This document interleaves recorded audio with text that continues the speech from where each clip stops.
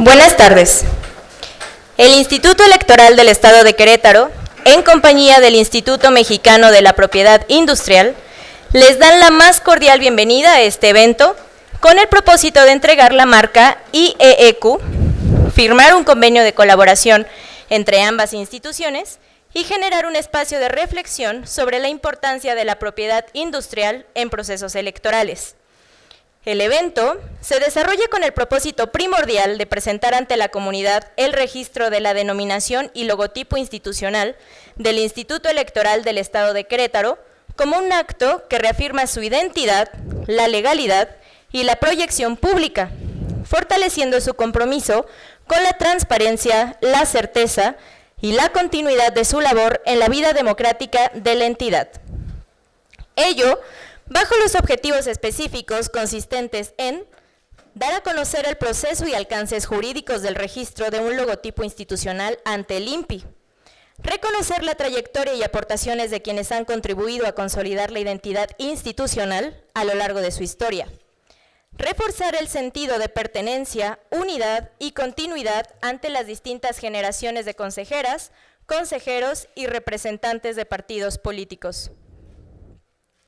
Difundir el valor simbólico y comunicacional del logotipo como emblema de confianza ciudadana y de servicio público comprometido con la democracia.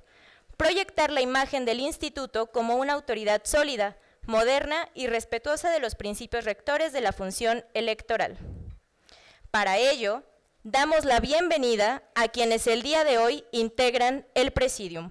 Para ello, les pediría por favor rendir un aplauso al final de su nombramiento. Maestra Grisel Muñiz Rodríguez, consejera presidenta del Consejo General del IEQ. Maestro Daniel Dorantes Guerra, consejero electoral del Consejo General del IEQ. Maestro Juan Ulises Hernández Castro, secretario ejecutivo del IEQ. Extendemos nuestro más sincero agradecimiento por su presencia a la doctora Carla Astrid Humphrey Jordan, consejera electoral del Consejo General del Instituto Nacional Electoral, y damos la más cordial bienvenida al doctor Santiago Nieto Castillo, director del Instituto Mexicano de la Propiedad Industrial. Es un verdadero honor contar con su distinguida presencia.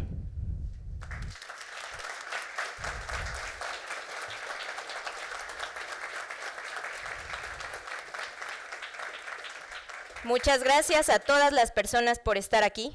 Agradecemos y damos la bienvenida a las consejeras electorales presentes, al personal del IEQ, así como al público en general. En primer lugar, la maestra Grisel Muñiz Rodríguez nos brindará un mensaje de bienvenida. Muchas gracias. Muy buen día a todas y a todos los que el día de hoy nos damos cita. Es un gusto recibirles en la sala de sesiones del Instituto Electoral del Estado de Querétaro para la entrega de la marca del IEEQ y la firma del convenio con el Instituto Mexicano de la Propiedad Industrial. Saludo con muchísimo gusto a quienes nos acompañan el día de hoy en el Presidium. Es un gusto contar con la presencia de la doctora Carla Astrid Humphrey Jordan, consejera electoral del Instituto Nacional Electoral. Muchísimas gracias por su presencia. Igual al doctor Santiago Nieto Castillo, director del Instituto Mexicano de Propiedad Intelectual. Igualmente, con mucho gusto saludo a mi compañero, el consejero Daniel Dorantes Guerra, presidente de la Comisión Jurídica de este instituto. A mi compañero, el secretario ejecutivo, al personal del instituto presente, a mis compañeras del Consejo General y, por supuesto, a quienes se dieron cita el día de hoy. Sean todas bienvenidas y bienvenidos a esta, su casa, la Casa de la Democracia en Querétaro. El día de hoy nos reúne la colaboración interinstitucional entre dos institutos interesados en el fortalecimiento de la cultura democrática. La entrega de la marca por parte del INPI es un avance que representa mucho más que un simple trámite administrativo. Es un acto que reafirma nuestra identidad y proyecta nuestra imagen como una autoridad sólida y comprometida con los principios rectores de la función electoral. Representa, por supuesto, también el esfuerzo de todas las personas que han colaborado en este instituto y que han construido el significado de esta marca. La marca del Instituto Electoral es de transparencia, imparcialidad y certeza. A todas las personas, muchísimas gracias. Agradezco nuevamente a la consejera Carla por mantener esta cercanía con el instituto, al director del INPI por fortalecer el diálogo interinstitucional, porque cuando las instituciones caminamos juntas en favor de la ciudadanía, nuestra democracia se fortalece y en este caso el mensaje es de que seguimos fortaleciendo la democracia desde lo local. También agradezco a mi compañero, el consejero Daniel Dorantes Guerra, por todo su esfuerzo, por impulsar la celebración de este convenio y por no quitar el dedo del renglón en esta tarea de dar certeza jurídica en todos los actos que se llevan a cabo desde la Comisión Jurídica. Les comparto que desde hace varios meses que estuvimos viendo el tema del registro, ya tanto sea de BATSI como que seguramente Dani ya les va a contar. Hubo un contexto en donde el instituto buscamos justamente darle certeza al tema del registro y justamente con este acto reafirmamos nuestro compromiso por seguir avanzando y que el sello del instituto nos permita seguir construyendo un Querétaro más incluyente, más democrático y por supuesto más humano. Muchísimas gracias.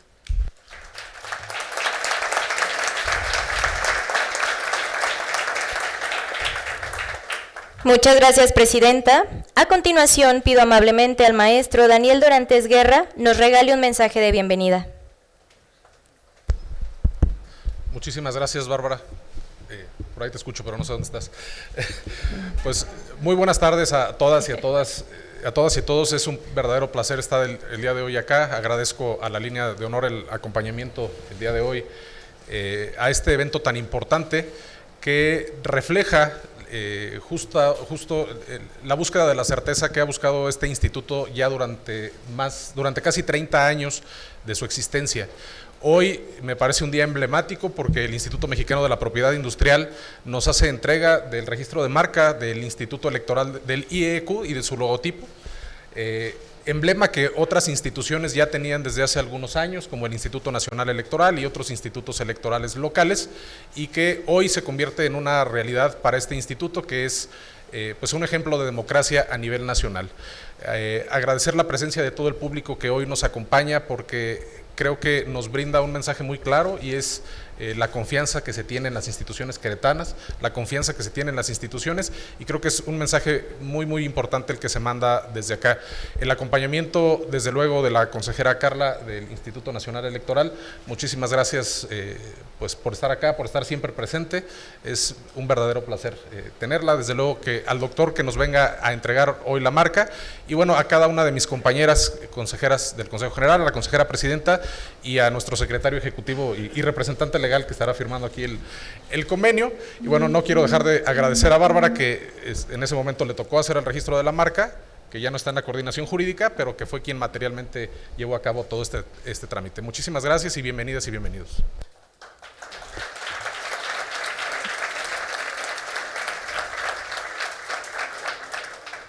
Muchas gracias, consejero. A continuación, solicito amablemente a la doctora Carla Astrid Humphrey Jordan, consejera electoral del INE, nos brinde un mensaje, por favor.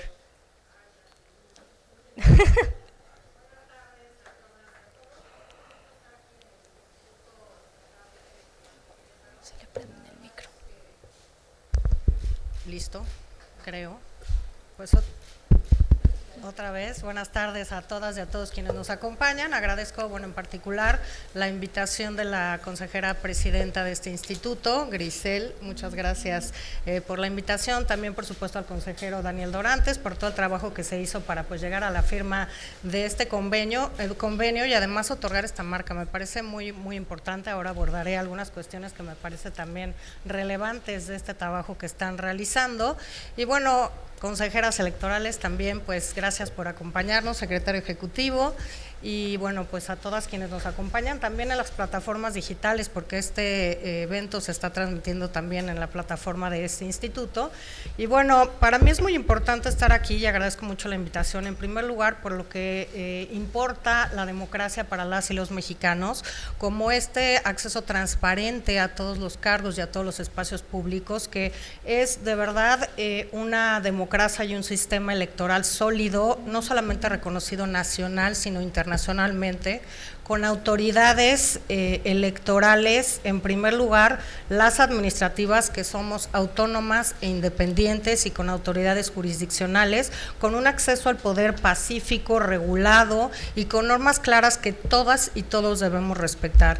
Y aquí es donde nace la importancia de los órganos electorales, tanto el Instituto Nacional Electoral como los organismos públicos locales, en este caso pues el Instituto Electoral del Estado de Querétaro, donde quienes con la cercanía que tienen, porque hay un debate ahora ante una eventual reforma electoral respecto de la importancia de los organismos públicos locales, y creo que este evento enmarca muy bien porque son tan importantes los institutos estatales de las entidades federativas por la cercanía que tienen con las y los ciudadanos, con las particularidades con las que tienen que aprobar y aplicar determinados acuerdos, las normas. Hablamos ahorita que ya van a tener 2 plebiscitos, no imagino cómo desde el Instituto Nacional Electoral, que estamos pensando ya en el 2027, con desde luego 17 gubernaturas, 31 congresos locales, más una eventual revocación de mandato que también se está planteando para hacerla concurrente, más todo el Poder Judicial. Si además tuviéramos que conocer a la perfección la ley como la conocen las y los consejeros locales, aplicarla, tener esta cercanía con la ciudadanía, conocer y escuchar de viva voz cuáles son sus preocupaciones, cómo solventarlas desde el marco institucional, pues la verdad es que nos estaremos perdiendo si se está hablando de que esta sería una medida para abatir costos de la democracia. Me parece que es la solución errónea. En realidad los institutos locales aportan mucho más a la democracia de cada una de las entidades federativas, y creo que es un debate falso donde no se han puesto los argumentos claros por quienes abogan por eliminar a los órganos electorales. Me parece que hay que centrar la discusión en las aportaciones y en todo lo que han hecho los institutos estatales electorales. Yo incluso, antes de llegar al Consejo General del INE, fui consejera en el entonces Instituto Electoral del Distrito Federal, hoy de la Ciudad de México, y uno de los temas que me parece muy relevantes es esto que hacen hoy, porque justamente platicando con el doctor Nieto, hemos platicado mucho de cuáles son las marcas, las patentes, en fin, una serie de cosas que incluso como órganos democráticos tendríamos que estar buscando su protección y su registro. Hablamos de urna electrónica, ya tenemos, el doctor Nieto nos dio ya al Instituto Nacional Electoral la patente de nuestra urna electrónica, que pues que se había tardado la verdad algunos años, pero pienso en el líquido indeleble en la Ciudad de México de un color distinto para diferenciarlo de este sepia que utiliza el Instituto Nacional Electoral, pero vine hace poco unos regionales aquí en Querétaro y ya había yo creo que la Autónoma de Querétaro que estaba ya probando una tinta indeleble también. Entonces creo que hay muchos temas en los que tenemos que empezar a pensar como instituciones electorales en la riqueza de proteger todas las cuestiones que hacemos justamente para garantizar contiendas democráticas. Y un tema muy reciente que ha salido y que creo que también hay que registrar y se los dejo aquí, hemos tenido también temas con el registro de algunos programas que llevamos a cabo para educación cívica y capacitación electoral, en concreto con uno y con pues quién puede registrar o no un determinado programa, proyecto, y nos ha llevado incluso pues a tener que litigarlo, y creo que tenemos que proteger todas las medidas y todas las actividades y acciones que emprendemos como autoridades electorales para que también se vea la valía de estas instituciones electorales, que siempre estamos pensando cómo hacer mejor las cosas, cómo replantearnos las cosas, cómo hacemos informes de cómo resultó cada etapa del proceso electoral, desde la capacitación, desde la instalación de casillas, desde el cómputo y escrutinio, y cómo vamos a poder avanzar en cada una de estas etapas y mejorar de cara a las y los ciudadanos, que finalmente son quienes reclaman tener autoridades cada vez más eficaces y eficientes. Y creo que es por ello que el motivo que hoy nos reúne es muy importante: el registro de la denominación y el logotipo institucional de este Instituto Estatal Electoral de Querétaro, que ahí pues Sharon López, que pues es la titular del Instituto Mexicano de la Propiedad Industrial aquí en Querétaro, pues ahí ya lo tiene. Y muy bien, Sharon. Y bueno, yo me siento muy honrada de acompañar además al doctor Nieto, porque me parece que a través del reconocimiento y la protección de marcas y de denominaciones de origen también es velar por la democracia, porque es luchar contra estas diferencias estructurales y cerrar la brecha en estas diferencias sociales, económicas, culturales, que ahora de cara pues a la negociación de un nuevo tratado o revisión de un tratado de libre comercio con pues los países del norte, es muy importante valorar, proteger y de verdad difundir todo lo que tenemos como país, y particularmente los temas de democracia electoral. México es pionero en todo el mundo. Ahora venía leyendo el tema de la credencial de elector, que estamos por culminar la licitación internacional para una nueva credencial, un nuevo modelo que estamos discutiendo si puede traer, por ejemplo, el nombre en braille, si puede decir si una persona es donadora de órganos, de células, de tejidos, si puede tener la identificación de la autoascripción indígena, si es una persona con discapacidad y un largo etcétera, pero no hay ninguna credencial en el mundo con el nivel de seguridad que tiene la credencial de elector, la credencial para votar que tenemos en nuestro país. Entonces tenemos muchas cosas que tenemos que resaltar, y me da gusto que este sea el primero de muchos de los reconocimientos que reciba este Instituto Estatal Electoral de Querétaro, así que bienvenida y muy honrada por poder acompañar esta firma y esta entrega de marca a este Instituto Estatal Electoral. Muchas gracias por la invitación.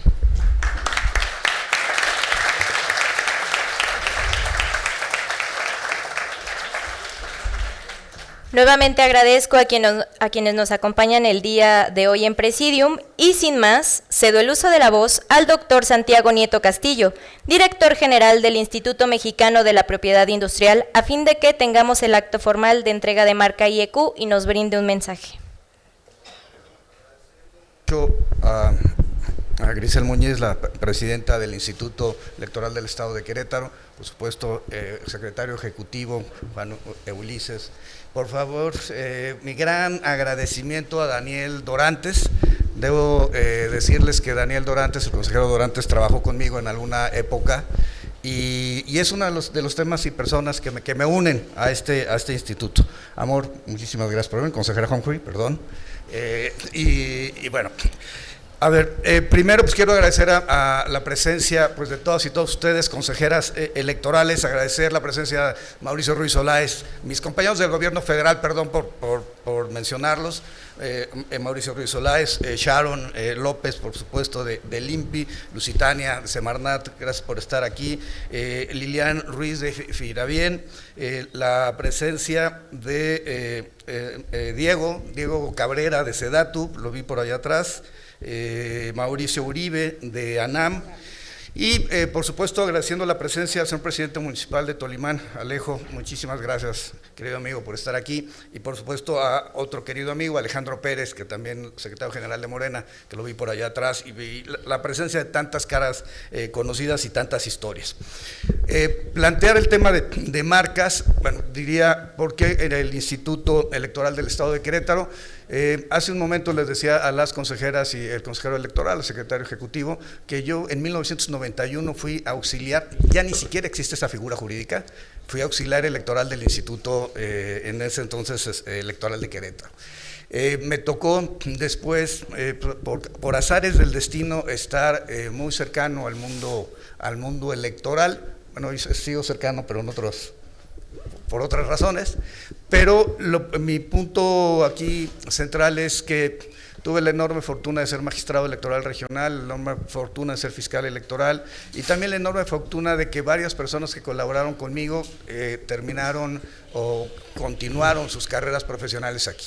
Aquí estuvo Carlos de los Cobos, que fue secretario de Estudio y Cuenta conmigo, Daniel Dorantes en este momento, que también fue secretario de Estudio y Cuenta conmigo, Luis Espíndola, que también estuvo tanto en FEPADE, igual Daniel, como en la sala regional, y evidentemente pues muy contento de toda esta etapa.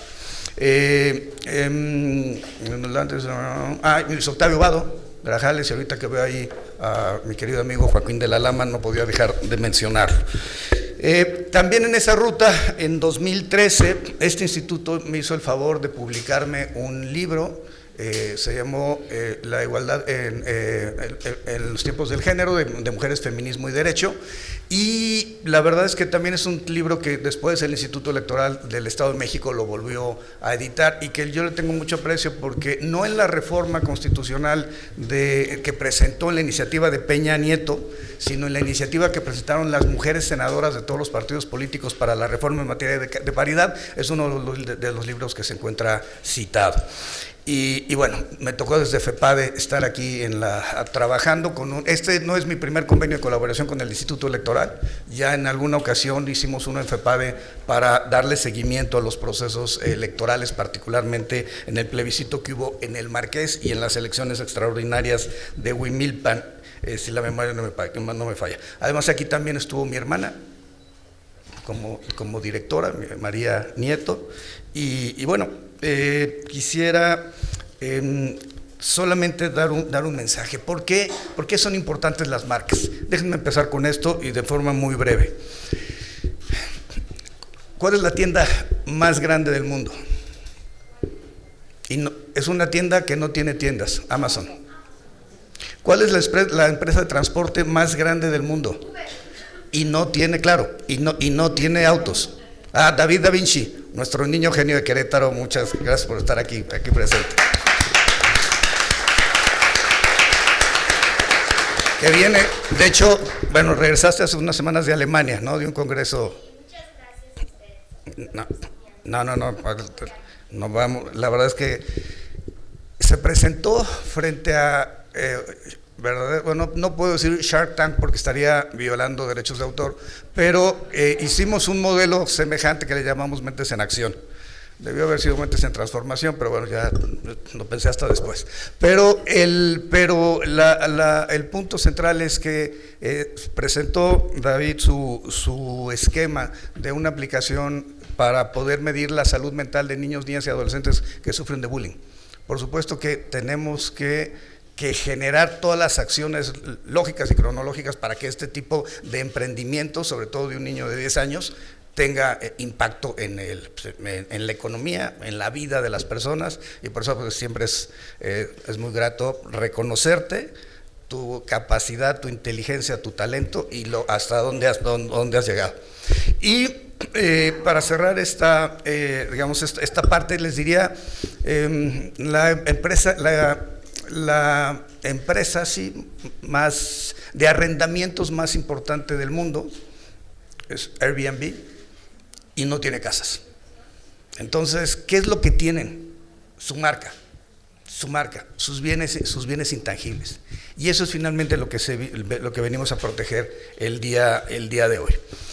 El Instituto Electoral del Estado de Querétaro tiene una historia, tiene tradición, decía Daniel hace un momento, 30 años, y el objetivo es no solamente que se reconozca el logo, sino se reconoce la trayectoria, el profesionalismo, las generaciones de consejeras y consejeros y personal que ha pasado por esta institución.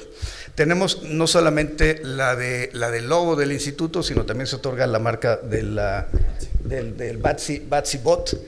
Y bueno, es un esquema finalmente de modernización de las instituciones. Yo le quiero pedir a Sharon López que traiga, por favor, entregar simbólicamente la marca.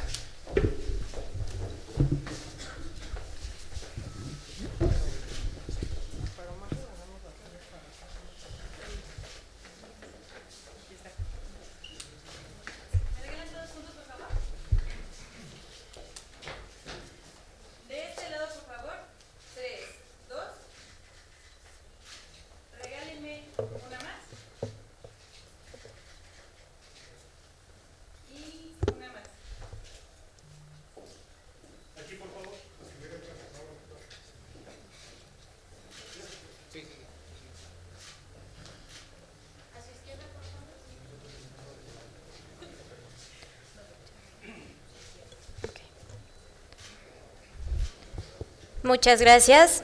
Como parte del orden del día,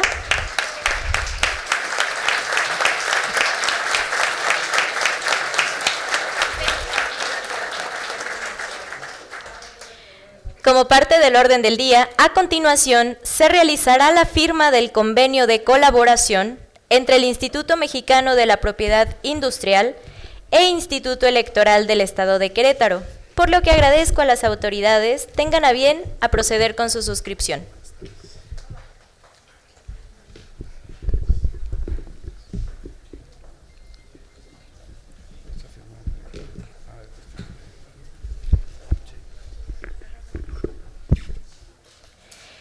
Este convenio tiene por objeto establecer las condiciones para desarrollar conjuntamente actividades de promoción y difusión de la propiedad industrial, brindar apoyo y asesoría al funcionariado del IEEQ interesado en conocer y proteger derechos de propiedad industrial, marcas, avisos, nombres comerciales, patentes, modelos de utilidad, diseños industriales, denominaciones de origen e indicaciones geográficas, y cualquier otra figura contemplada en la Ley Federal de Protección a la Propiedad Industrial a través de la divulgación de los servicios que ofrece el INPI.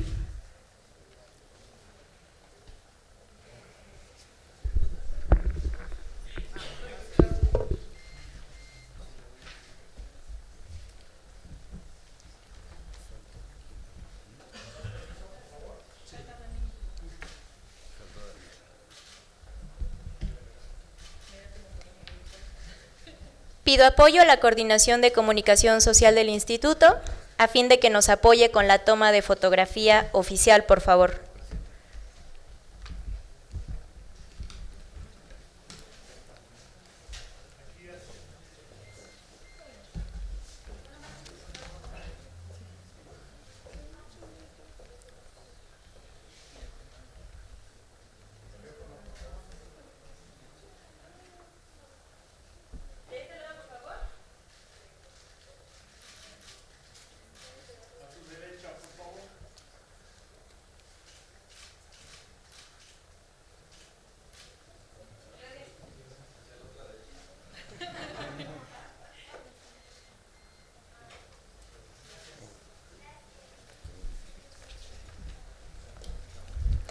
Para dar inicio con la conferencia magistral, La propiedad industrial en los procesos electorales, cedo el uso de la voz al consejero electoral y presidente de la Comisión Jurídica, Daniel Dorantes Guerra, a fin de que presente a nuestro ponente.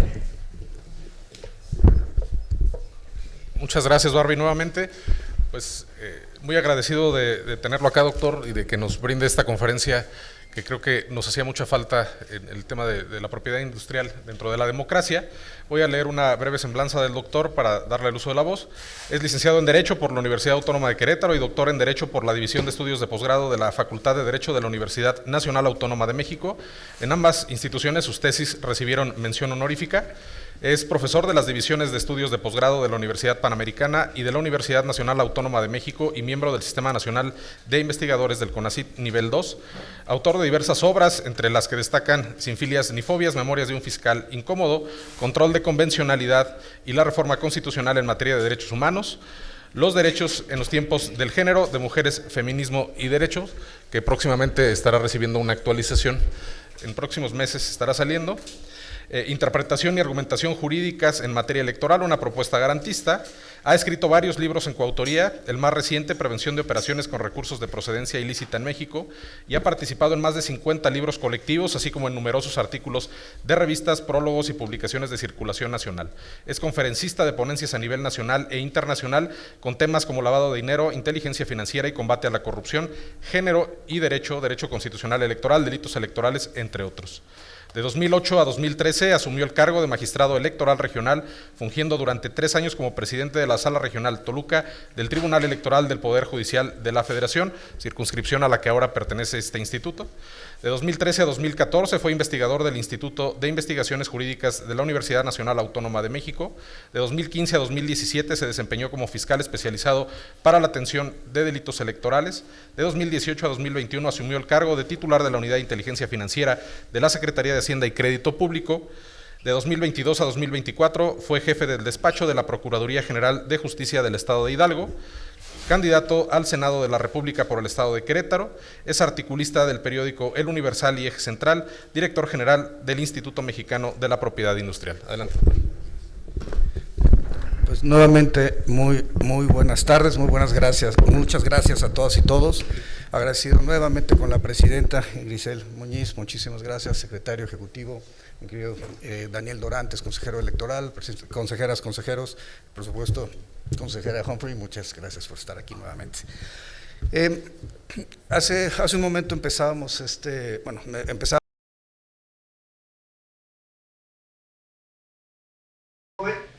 bajo la tónica de sus investigaciones. ¿En qué consistían sus investigaciones? En cómo la propiedad intelectual en su conjunto termina mejorando la economía de las personas. Ese era el objetivo central. Y efectivamente, déjenme ponerlo como referencia. El día de ayer tuve la visita de una subcomisionada, la segunda a bordo del Instituto de la Propiedad Industrial de China. Los chinos están en este momento, las y los chinos están en este momento patentando 1,5 millones de inventos anuales y están teniendo, claro, llegaron a decirme que ellos tenían 15,000 trabajadores. Yo me sentía muy orgulloso de mis 900. Sí, básicamente me enviaron, ¿no? Eso fue lo que hicieron. Pero el punto, había varios temas que me parece interesante resaltar. Hace 40 años China estaba saliendo de la revolución cultural. O Corea del Sur, hace 30 años, estaban en condiciones muy distintas a las que hoy viven. Singapur, hace 60 años, era una población que los malayos habían tenido que expulsar porque no querían problemas étnicos. Y el resultado fue un país que no tenía agua, que tenía que generó un contrato con Malasia para poder importar agua y que con el paso del tiempo hoy tienen el mejor sistema de desalinización del mundo, tienen el mejor sistema de purificación de agua, no tan caro por cierto, y tienen el mejor sistema de cooptación de agua de lluvia. Hoy en día Singapur es una potencia tecnológica, es de los 5 países que más generan innovación en el mundo y por supuesto tiene un ingreso per cápita más alto de la región, que es una dentro en el suroeste asiático. Corea del Sur, ¿a qué le apostó? Hyundai, Kia, Samsung, y hoy en día tienen un nivel, inclusive en estatura, unos 10-5 centímetros en promedio más alto que Corea del Norte. ¿Qué sucedió con Corea del Norte? Pues se convirtió en un régimen que se aisló del resto del mundo. Ahora, ¿cuál es la dinámica que yo les quisiera plantear aquí? Es fundamental entender para qué funciona la propiedad industrial y cómo ir generando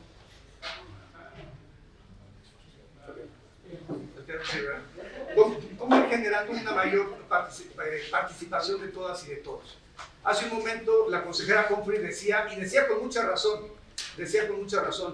que la propiedad intelectual puede ayudar a mejorar los sistemas democráticos de una nación. Estoy absolutamente convencido. ¿Qué es la propiedad intelectual? Lo haré en resumen. Uno, el tema de patentes, es toda la parte de innovación tecnológica. Y volviendo al tema de China, China tiene 1,5 millones de patentes anuales, de los cuales el 80% son chinas y 20% extranjeros. Nosotros tenemos al año unas 20,000 patentes, de las cuales 90% son extranjeras y 10% nacionales. El año pasado fue nuestro récord histórico, 700 patentes mexicanas. Este año ya lo superamos, 839 llevamos hasta el día de hoy. Vamos a llegar a las 1,000 antes de que termine el año, pero hay que ver la diferencia. Y pese a ello, somos la 11ª oficina de propiedad intelectual en el mundo. Es decir, estamos en un rango muy positivo pese a estas enormes carencias. ¿Qué necesitamos? Bueno, generar mejores mecanismos de protección en esta parte de la innovación. El índice de innovación global que presenta todos los años la Organización Mundial de la Propiedad Intelectual nos pone en el lugar número 53 de resultados de innovación. No está Bueno, es una patología, si nos damos cuenta que México es la 12ª economía del mundo, pero en insumos de innovación somos el país 81 y somos el país 58 en términos generales de innovación. ¿Qué significa esto? Pues que hacemos mucho con muy poco. Es decir, si tenemos en insumos de innovación el lugar número 81 y a pesar de eso estamos en el 53 en resultados, es que se está haciendo algo. Sin embargo, evidentemente esto no se puede quedar en ese rumbo.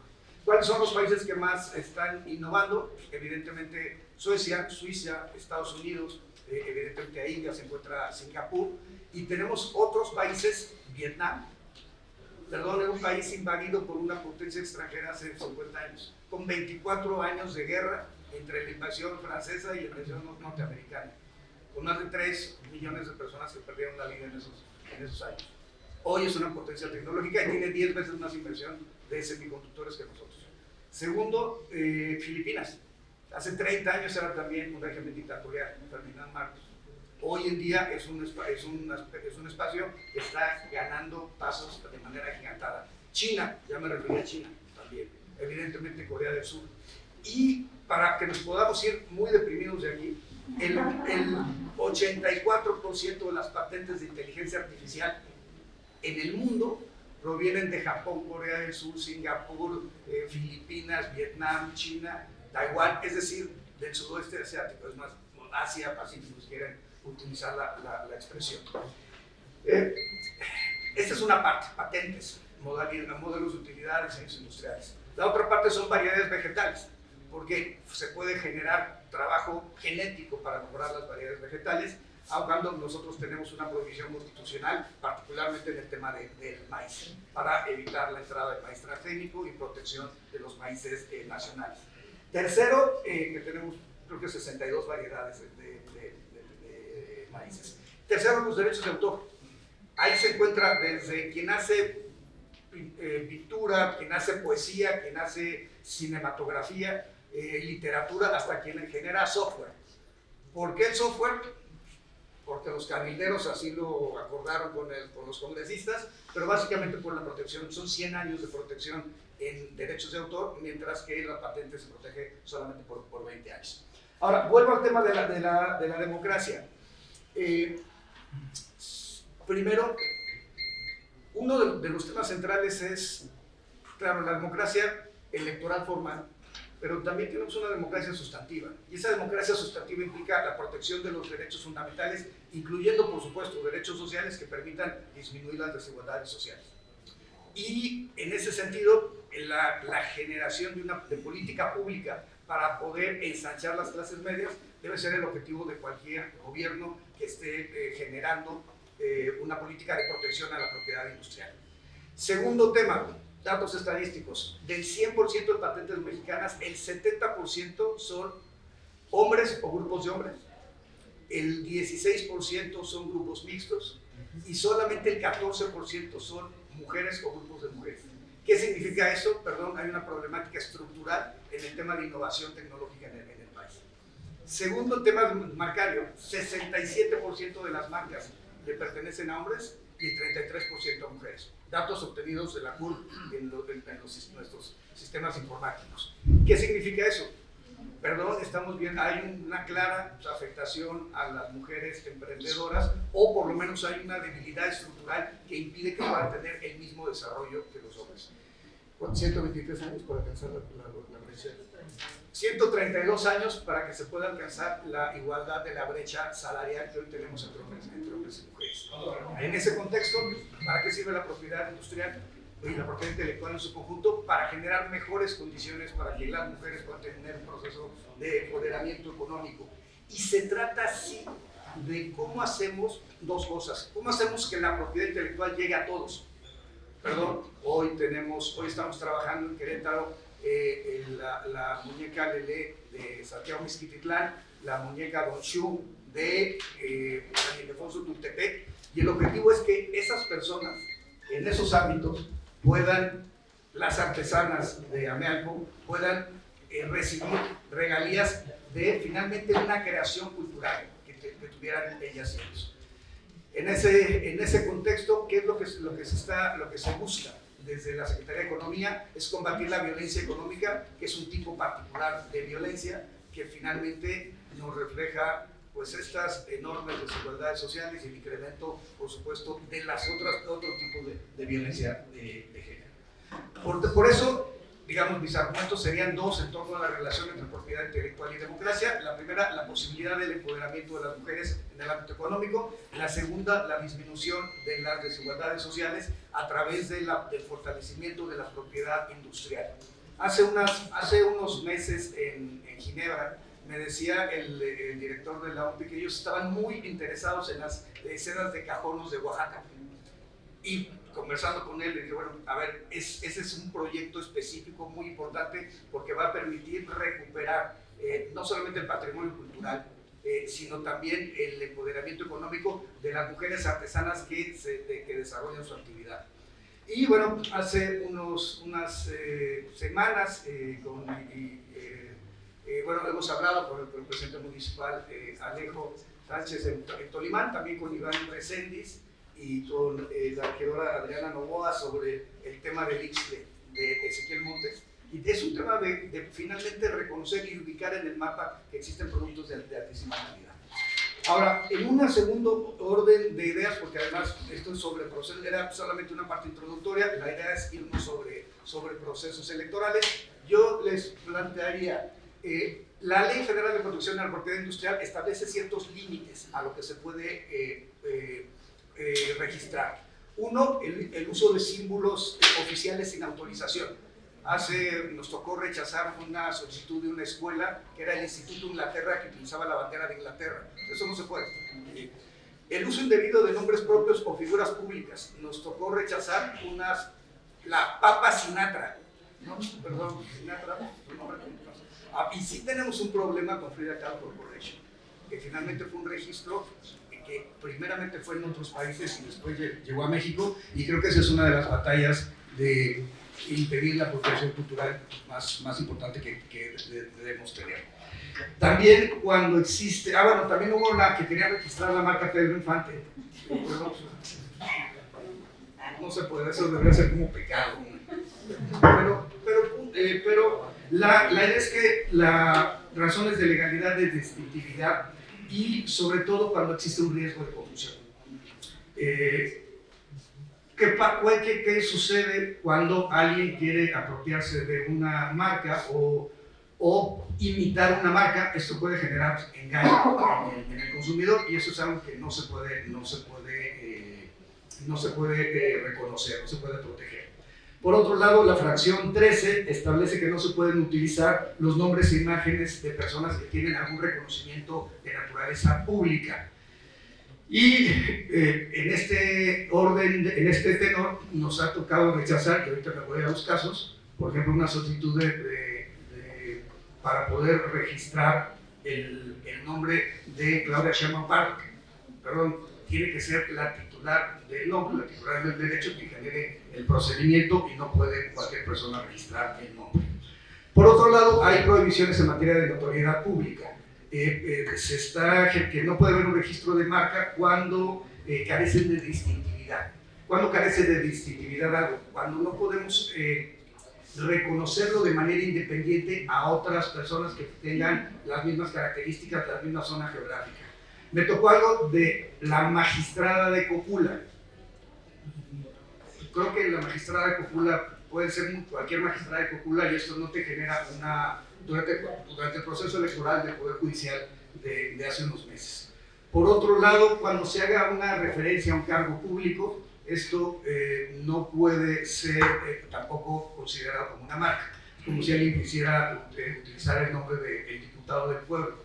Perdón, en teoría todos los diputados y diputadas son del pueblo porque vienen electos en procedimientos electorales democráticos y a partir de las reglas establecidas en la normatividad electoral.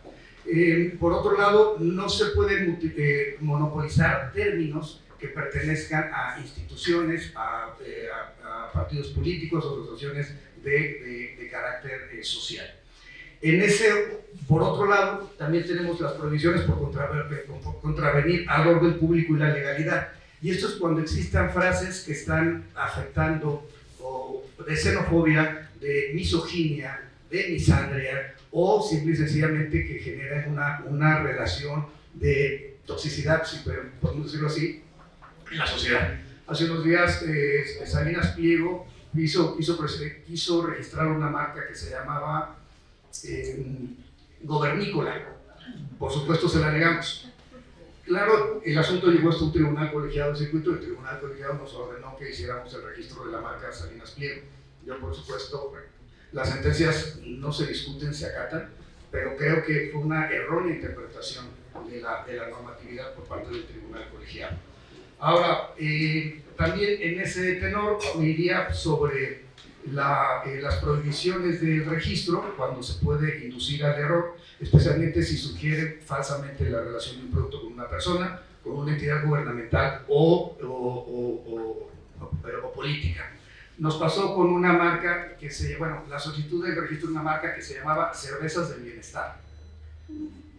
Perdón, no puede, o sea, hay un programa perfectamente identificado que además tiene que ver con productos, chocolate, etcétera, que está desarrollando la Secretaría de Bienestar y otras dependencias del gobierno federal, y utilizar querer generar una marca Cervezas del Bienestar, evidentemente estaba induciendo al error como si eso fuera un programa de naturaleza federal. No se puede tampoco registrar frases o nombres, insisto, al menos que la misma persona lo haga. ¿Qué sí se puede registrar? Evidentemente las marcas sonoras como melodías. El caso de Movimiento Ciudadano, lo que hace, no herir susceptibilidades, pero si una cosa tiene el Movimiento Ciudadano son sus marcas sonoras. Es decir, las tonadas que hace para cada proceso electoral siempre tienen un impacto importante. Los eslogan, avisos comerciales y, por supuesto, los símbolos como logotipos y nombres de los partidos políticos. Y déjenme llegar a los casos, que es donde quería estar. Alejandro Alito Moreno, no tengo ningún problema que Alito Moreno registre como lo hizo su nombre. Jorge Álvarez Maínez registró Maínez presidente, y aquí hubo una discusión si podía registrar el nombre. Al final pues es su postura con su candidatura, y lo quiso registrar en la clase 35, que es una clase relacionada con publicidad. Por otro lado, una persona que tuvimos que negar el caso, que se llamaba el Partido de la Revolución Democrática, que bueno, ya no existe, pero el Partido de la Revolución Democrática, hubo una persona, Maritelma Guajardo, que quiso registrar el nombre de PRD, existiendo ya un nombre previo. Mariana Rodríguez también intentó proteger su nombre en varias clases, sobre todo clase 35, que es publicidad, clase 41, que es educación, y tuvimos el caso de Laila Sansores. También hay un tema en particular, Omar García Harfuch, por ejemplo, tiene registrada su marca, pero hemos tenido que negar varios casos.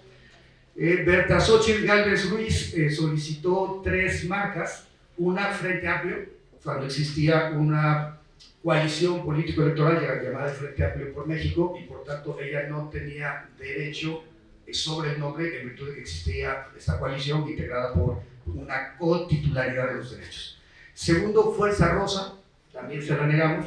¿Por qué? Porque estaba relacionado sí con un proyecto que se llamaba La Marea Rosa y que pretendía vincular a este movimiento político con el Instituto Nacional Electoral, que uno de sus colores su color de identificación es precisamente el magenta, ¿no? El rosa mexicano.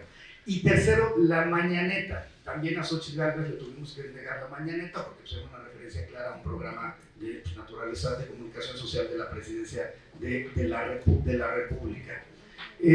Otro caso que negamos fue la ministra del Pueblo, a Lenia Batres. ¿Por qué se lo negamos? Porque no había un rasgo de distintividad. Al final del día todos los ministros a partir de la reforma constitucional son votados popularmente, y particularmente pues había varias ministras que podrían haber asumido que utilizar ese nombre, ese distintivo. De hecho hubo oposición por algunas de las ministras, y lo que se terminó resolviendo fue no otorgarlo, porque además los cargos de elección popular no pueden ser sujetos de un una designación directa, al menos que se introduzca un signo distintivo. Maínez, ¿qué hizo? Ponerle Maínez presidente. Si Lenia hubiera puesto Lenia ministra del pueblo, pues estaríamos en otras condiciones. La magistrada de Cocula, una magistrada igual del Poder Judicial del Estado de Jalisco, y hace su solicitud de marca, pero no hay ningún rasgo distintivo. Tuvimos algunas otras negadas. Alberto Román del Carpio Flores, ya lo mencioné, quiso registrar el nombre de Claudia Sheinbaum, y una persona, Javier Rojas Ocampo, quiso registrar el Movimiento Nacional Noroñas Puebla.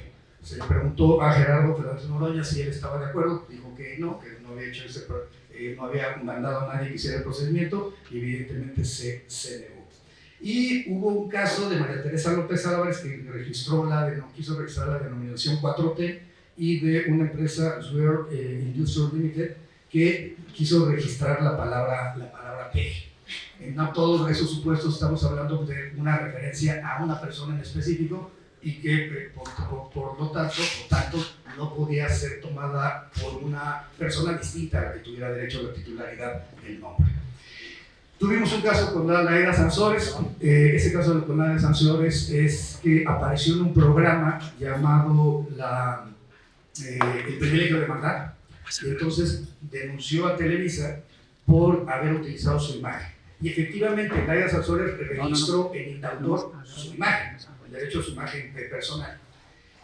Pero aquí hay una gran discusión en materia de libertad de expresión y derecho al honor, a la vida privada y a la intimidad.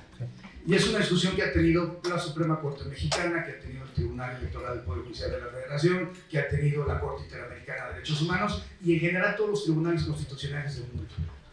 ¿Cómo ponderar el ejercicio de los derechos?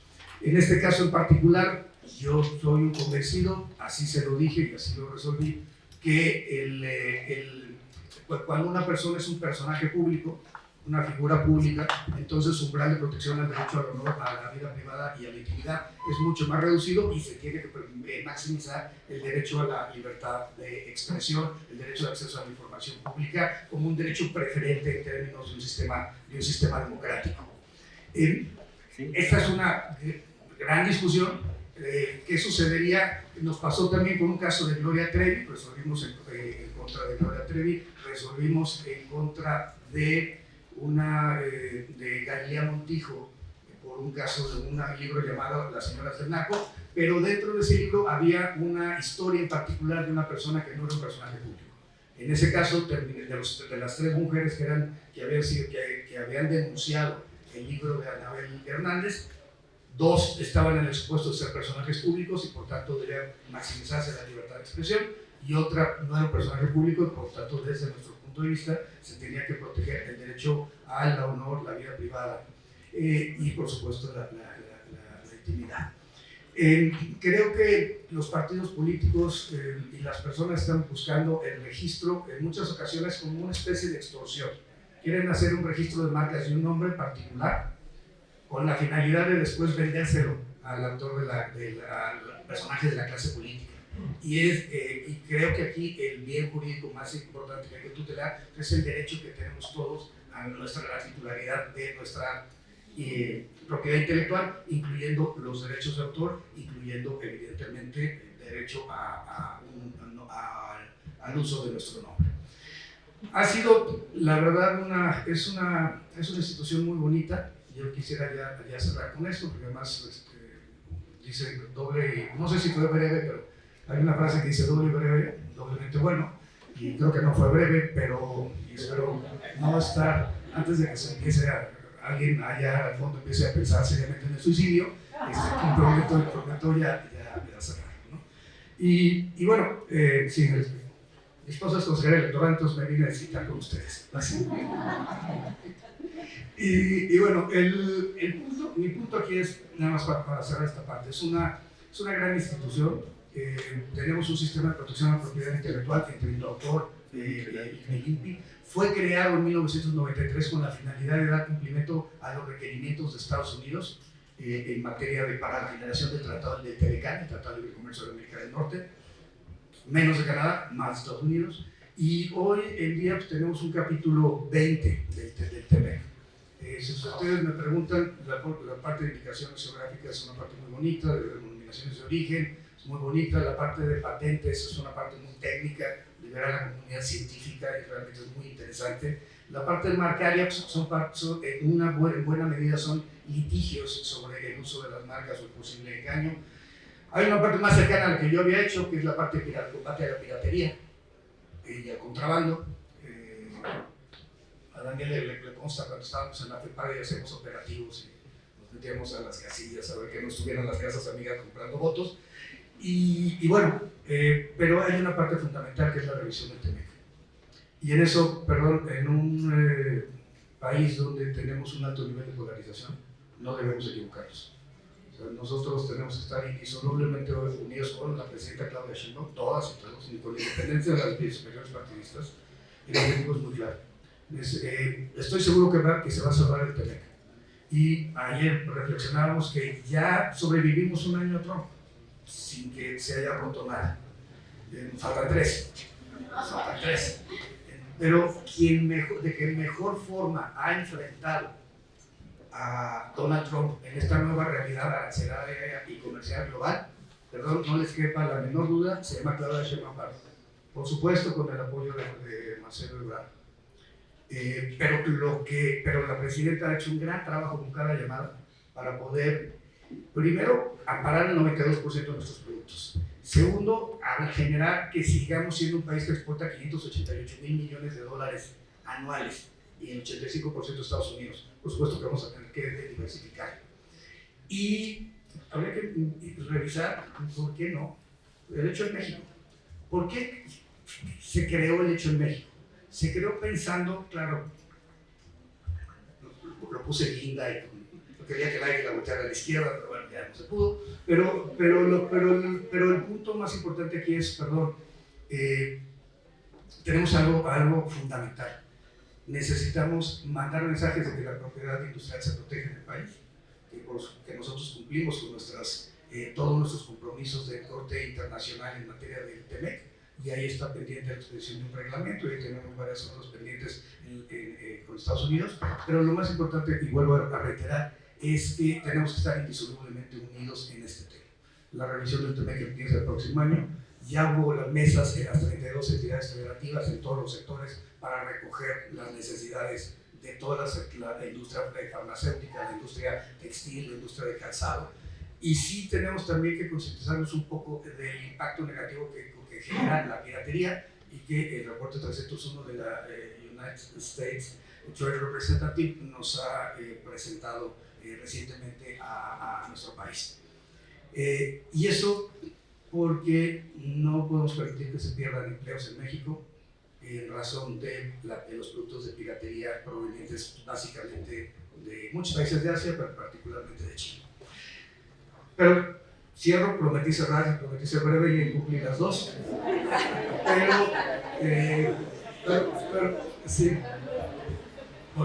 Pero cerraría con esto, nada más agradecerles a todos y todas su presencia, su participación, y bueno, pues muchas gracias.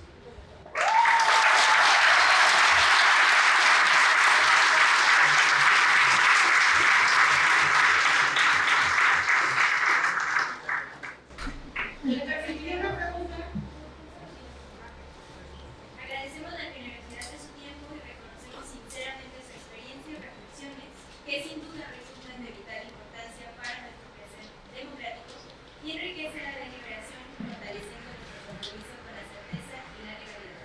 A continuación, para consideración de nuestro ponente, abriremos un breve espacio de preguntas, únicamente serán 3 por cuestiones de tiempo, y muchas gracias. Si alguien... Hola, buenas tardes.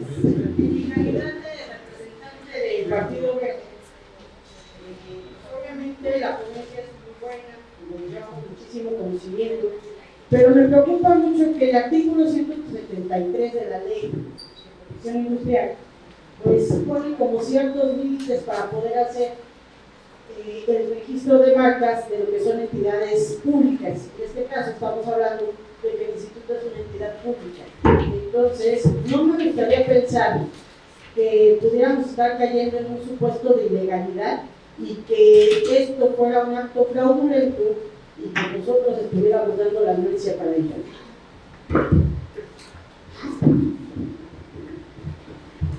Sí, a ver, el 173 establece que no se pueden registrar marcas que pertenezcan o parezcan estar asociadas a partidos políticos, instituciones públicas o campañas gubernamentales si no existe una relación real y autorizada.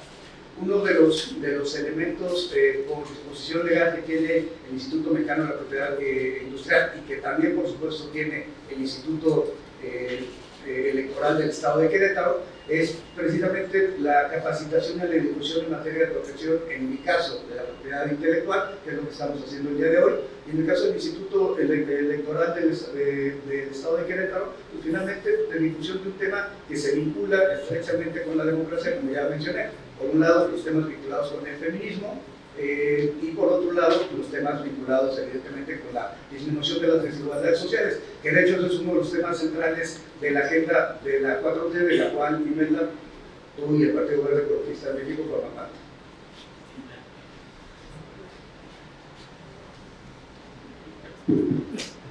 ¿Alguien más que tenga alguna pregunta? Muy buenas tardes, Gabriela Moreno, de Mujeres Transformando México. Algo muy importante que ha mencionado el doctor aquí, que yo me llevo y que agradezco a la doctora Carla, al Instituto Electoral del Estado de Querétaro, por esta gran democracia, por este logro que hoy también se registra, pero principalmente por lo que se está llevando a cabo en esta ponencia. Doctor, usted ha dicho que México tiene muy pocas mujeres que tienen el registro de sus marcas. Doctora Carla, y pues aquí les hago la propuesta y le hago la pregunta, doctor, ¿va a continuar este gran proyecto que tiene usted para todas las mujeres de este país, de registro de marcas, que habíamos pues ya platicado con usted y con la doctora Carla en algún momento, para que todas estas mujeres que se acercan puedan tener el registro de esta marca y les pueda el Instituto, el INPI, pues dar ese beneficio fiscal muy barato para que sigan ahí? Yo agradezco mucho que a Querétaro lo tenga en cuenta y que hayan tomado en cuenta esta solicitud que le han hecho varias colectivas a nivel nacional y que le han hecho llegar al INPI. Es esa la pregunta, doctor. ¿Continuará ese gran proyecto? Gracias. Sí, lo vamos a tener 3 veces al año. Debo decirles que el INPI es una institución que genera superávit. Sí, tenemos un costo presupuestal, pero siempre recaudamos más dinero de lo que costamos. De hecho, tenemos un superávit de 2.000 millones de pesos que lo hemos estado transfiriendo, por ejemplo, a la Secretaría de Ciencia, Humanidades, Innovación, Tecnología e Innovación. Sí, Gaby, por supuesto, sí vamos a seguir con ese proyecto.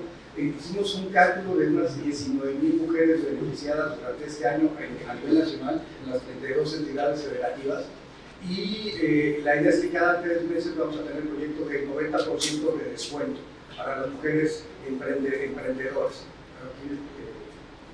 Aquí hay mujeres empresarias, hay mujeres que se encuentran en los procesos de producción, y bueno, creo que el objeto va a ser alcanzar un mayor número de personas para poder generar esos descuentos del 90% que les permitan tener sus marcas y sobre todo proteger lo que ellas hacen. Lo mismo lo vamos a hacer con los jóvenes, y lo mismo lo estamos haciendo también con personas con discapacidad y finalmente con los pueblos y comunidades indígenas.